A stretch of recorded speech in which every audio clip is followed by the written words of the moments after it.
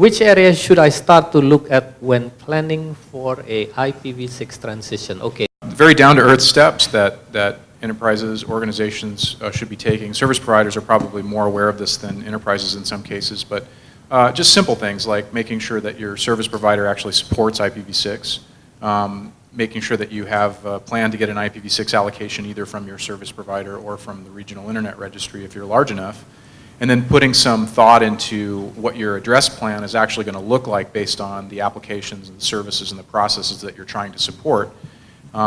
There's a lot of opportunity to do address planning right in IPv6 because of the tremendous abundance of the IPv6 space, the focus on grouping subnets as opposed to just segmenting hosts, putting hosts on a segment with the smallest amount of IP space that you can get away with putting it on that segment. Of course, that goes out the window with IPv6 with the ability to put a /64 on every interface and group your subnets according to ways that make it easier to aggregate if you need to, or to plan your security policy around those particular groups of subnets. But all of this is planning that can be done prior to actually deploying IPv6 on the network. So there's a tremendous amount of groundwork that can be laid at essentially very little cost initially to get started with your IPv6 adoption effort. Just to pick on getting your own IPv6 addresses, if you are a business and you can afford roughly $100 a month, US dollars a month, you can get your own /48 IPv6 really from APNIC. That is how much it costs. It's not that expensive. You're paying your mobile phone more than that, surely. So it's not that expensive. So if you can't get any provider to give you IPv6, but I'm pretty sure there are providers who are willing to do that. Let me just say a couple of things on this question. Right.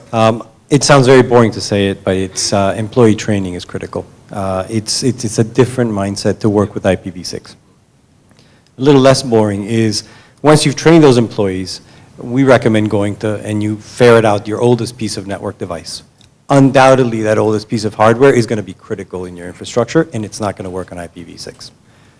That's where you're going to really start having the problems. Look where you have IPv4 dependencies, whether it's in devices, whether it's in data sets, whether it's in systems that track usage. All those things, you lose track of how many places you have an IP dependence. Actually, I just want to add something to this, this concept of transitioning. We talk about transitioning or adopting IPv6, but one of the few areas that we look at is the actual software side.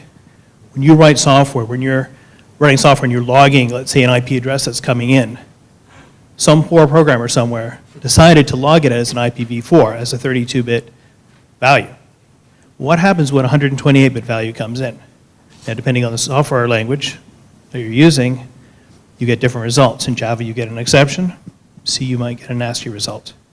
So again, you have to look at your software systems very, very carefully before you even make the transition.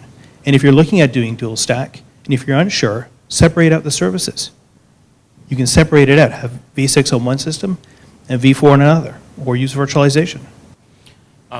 The very first step you need to do is to do an IPv6 readiness audit of your current network, the hardware and the software.